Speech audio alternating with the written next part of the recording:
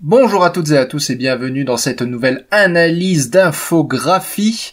Une infographie aujourd'hui que j'ai beaucoup vu passer sur l'évolution humaine, qui à la base nous vient du site de vulgarisation scientifique Science Daily, et qui eux-mêmes l'avaient utilisé pour illustrer un article sur Denisova. Et la seule source qui est citée pour cette infographie, c'est Shutterstock et RedMonkey. J'ai pas poussé plus loin l'enquête sur l'origine de cette infographie parce que cette infographie, elle est pas folle. Je l'ai beaucoup vu passer dernièrement dans mes fils d'actualité, dans mes réseaux sociaux, mais cette infographie, elle est vraiment pas folle. Et en réalité, ça se voit très vite parce que elle commence à Australopithecus afarensis. Australopithecus afarensis, on est sur du 3,6 millions d'années. Donc pour vous donner une idée, c'est une infographie qui commence à peu près la moitié de l'histoire de l'évolution humaine. Je rappelle que Sahelanthropus est à peu près à 7,3 millions d'années. Donc en gros, la moitié de l'histoire évolutive humaine est complètement décapitée dans cette infographie, et normalement ça devrait vous suffire déjà à en évaluer la qualité. Du moins la qualité, non pas intrinsèque, mais au moins la qualité éducative. C'est-à-dire que, faut-il utiliser cette infographie pour éduquer les gens ? La réponse est probablement pas, vu que vous allez rater une grosse moitié de l'histoire. Donc bref, c'est pas une infographie qui est fifole, et ça ne s'arrête pas là. Hélas, ça ne s'arrête pas là. Donc, on va l'analyser, cette infographie, du bas en haut, en commençant déjà par les dates qui sont écrites en blanc sur fond rose pâle. Donc, en gros, si vous les voyez pas, c'est normal, moi non plus. les dates sont à gauche ici, hein, juste pour indication, si vous êtes en train de regarder votre écran en plissant les yeux comme ça pour chercher les dates en question, elles sont là à gauche. Regardez, c'est ce truc blanc quasiment invisible sur la gauche. Autre chose intéressante à propos de cette infographie, les descriptions. Regardez ces descriptions. Donc on a l'Australopithecus afarensis, 3,9 à 2,55 millions d'années. Il va pas jusque là, Australopithecus afarensis, mais c'est surtout le texte. Lorem ipsum dolor sit amet consectetur adi spicing edit. Donc c'est un texte en latin, et c'est rigoureusement le même pour toutes les espèces. Lorem ipsum dolor sit amet blablabla. Je ne sais pas ce que ça veut dire, les latinistes pourront peut-être au moins traduire le lorem ipsum dolor sit amet consectetur, mais bref, c'est un texte, on appelle ça un placeholder en anglais, c'est un texte bouche-trou, pour occuper de la place, mais qui ne nous dit rien. Bon, je continue ou pas, là? Je continue ou pas ? Faut pas partager cette infographie, elle est pas ouf. C'est pas personnellement contre l'auteur de l'infographie, c'est juste que, éducativement, y a rien à faire avec ça. Australopithecus est en orange, et Homo habilis et Homo rudolfensis sont aussi en orange, alors que le reste des Homos sont dans des couleurs plus vertes, bleues. Donc c'est pareil, niveau choix graphique, ça dit pas grand chose. Voilà, si encore le genre Homo était dans une couleur différente, mais non, niveau choix graphique, ça dit pas grand chose. A priori, ça reflèterait plutôt la date. Pourquoi pas. Mais bon, normalement, la date, on l'a déjà avec cette barre sur la gauche. Donc niveau graphique, ces couleurs, elles sont pas ouf. Mais c'est surtout qu'en fait, arrivé au genre Homo, on a une division en 3 grandes branches, ici. Et alors, ce qui se passe au niveau de ces 3 grandes branches, ces 3 grosses branches, est assez... Comment dire ? C'est assez particulier. Bon, genre Homo... On a des classiques, hein, Rudolfensis et habilis, ça encore ça va. Ergaster, c'est pareil, ça va, c'est l'équivalent africain d'Erectus. Donc Ergaster sort d'Afrique et donne Homo erectus, sauf que lui, il nous place tout ça en Afrique, pas de bol.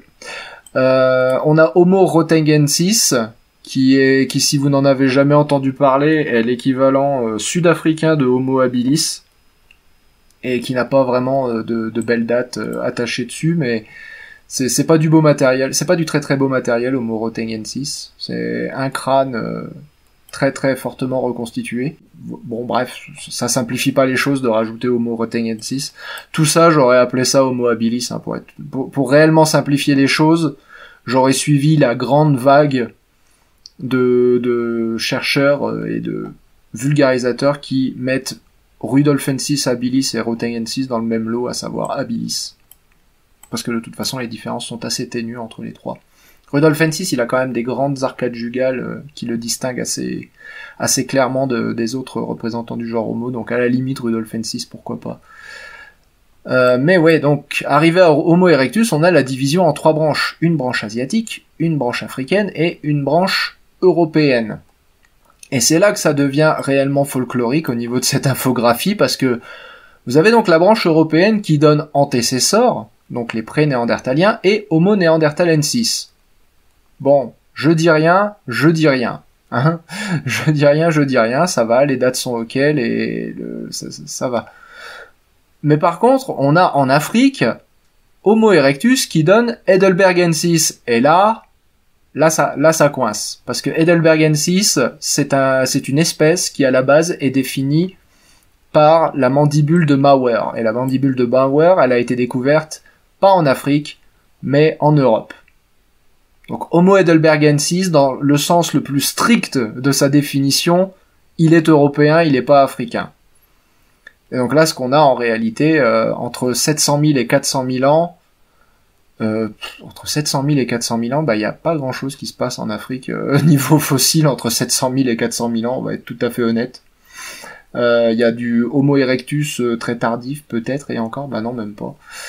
Non, il n'y a rien. Donc je sais pas d'où ils trouvent Homo heidelbergensis en Afrique il y a 700 000 ans. Non, c'est une référence directe à la mandibule de Bauer, et la mandibule de Bauer est européenne. Hein. C'est d'ailleurs le Homo heidelbergensis, c'est typiquement pré-néandertalien. Alors après, on peut suivre la vision qui consiste à appeler toutes les bestioles qui vivaient autour de 600 000 ans, on les appelle toutes Homo heidelbergensis, mais dans ce cas-là, Homo antecessor aussi est un Homo heidelbergensis. Et dans ce cas-là, Homo rhodesiensis est un Heidelbergensis, et dans ce cas-là, Homo elmei, ici, est aussi un Heidelbergensis. Homo elmei, je crois que ça a été défini à partir du crâne de Florisbad, et le crâne de Florisbad, il ressemble pas du tout à ça. Le crâne de Florisbad, c'est juste la face, en fait, on n'a pas de boîte crânienne pour le crâne de Florisbad, et il a effectivement autour de 260 000 ans. Mais ici, pareil, Homo elmei. Si vous placez Homo heidelbergensis en Afrique, normalement, vous n'êtes pas censé avoir Homo elmei, puisque vous êtes censé considérer que antécesseur et elmei, tout ça, c'est heidelbergensis. À la limite, j'aurais accepté l'utilisation de Homo bodoensis. Même si je suis pas un grand fan de l'appellation Homo bodoensis, j'aurais plus facilement accepté Homo bodoensis à ce niveau-là. Donc Homo heidelbergensis donne Homo elmei, qui est en fait Homo rhodesiensis, parce que elmei et rhodesiensis sont définis... Alors elmei a été défini à partir du crâne de Florisbad, mais c'est en réalité la même espèce que Homo rhodesiensis, et Homo rhodesiensis, qui est donc le crâne de Caboué, qui lui ressemble effectivement à cette image-là, a été défini bien avant Homo elmei, donc c'est lui qui a c'est Homo rhodesiensis qui normalement a la priorité taxonomique. Donc si vous considérez que le crâne de Caboué est un Homo elmei, bah en réalité c'est le crâne de Florisbad qui est un Homo rhodesiensis et pas l'inverse. Et ça a donné Homo sapiens en Afrique. Alors on y reviendra. Pour l'instant je vais suivre la branche asiatique. Alors la branche asiatique, elle nous régale. Elle nous régale parce que encore une fois on est sur une infographie, quelque chose qui est censé simplifier les choses pour les rendre un peu plus faciles à comprendre. Et alors là, prolifération taxonomique mon amour. Homo erectus pekinensis pour l'homme de Pékin, Homo erectus solenensis pour l'homme de Java, et Homo heidelbergensis denisova. Mesdames et messieurs, Heidelbergensis se retrouve à la fois en Afrique et en Asie, mais en Asie, Homo heidelbergensis denisova a des ancêtres qui sont des Homo erectus qui ne sont pas des Homo heidelbergensis. Ceci s'appelle un taxon polyphylétique. Et c'est basiquement la forme de taxonomie la plus cradingue que vous puissiez pratiquer.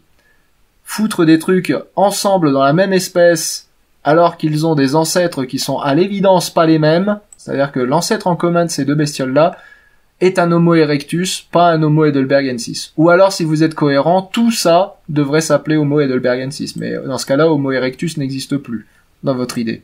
Je continue? Allez, on continue. Denisova, d'ailleurs, n'est pas un nom d'espèce valide.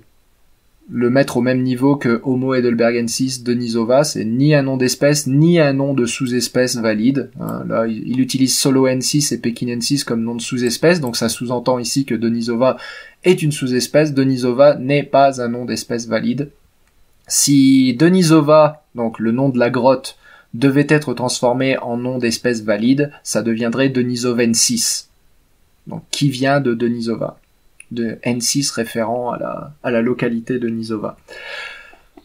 Donc utiliser Denisova comme ça n'a aucun sens et ça n'a aucune valeur taxonomique puisque de toute façon Denisova, si on admet que l'homme de Denisova devait appartenir à une espèce qu'on connaît, ce serait Homo longi, donc l'homme drago, Homo longi, qui est d'ailleurs le crâne représenté ici, puisque ça, mesdames et messieurs, c'est le crâne de Harbin.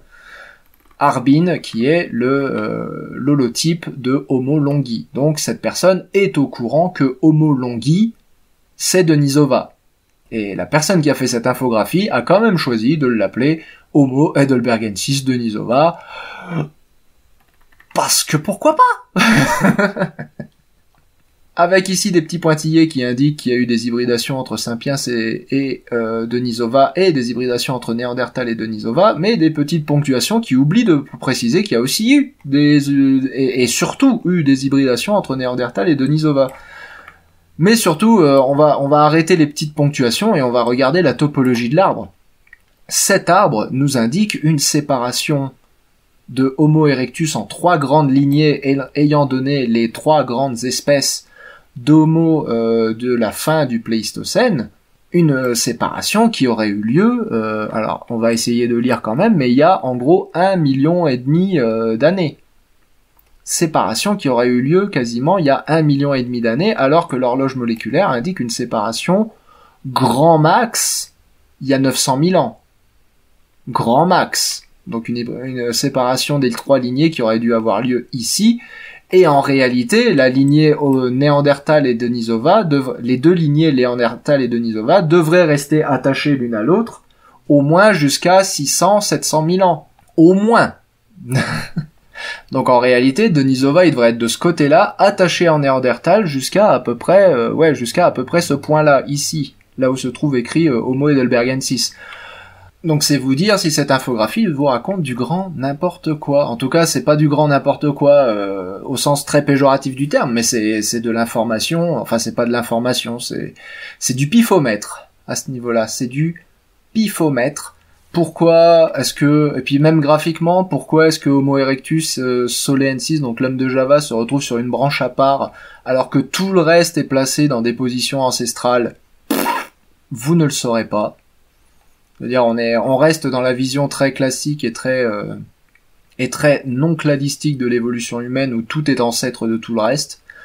Alors pourquoi est-ce que cette branche-là, soudainement, se décide à partir sur le côté et à pas être l'ancêtre de la branche suivante? On ne sait pas. Des échanges génétiques supposés, parce que je rappelle, les pointillés sont censés être des événements d'hybridation, comme représenté ici. Donc, d'où sort cette idée qu'il y a eu des échanges génétiques entre Homo rudolfensis et Homo habilis, ou entre Homo rotengensis et Homo ergaster? Elles sortent de nulle part. Ça sort d'absolument nulle part. Jamais personne n'a dit ça. C'est juste pour faire beau. Donc, il y a vraiment pas grand chose à sauver dans cette infographie, à part le fait que, vue de loin, elle est plutôt jolie. Donc voilà, graphiquement, mais même graphiquement, elle est pas ouf en réalité, hein, comme je puis vous l'expliquer. Mais graphiquement, elle gagne des points, 5 sur 10.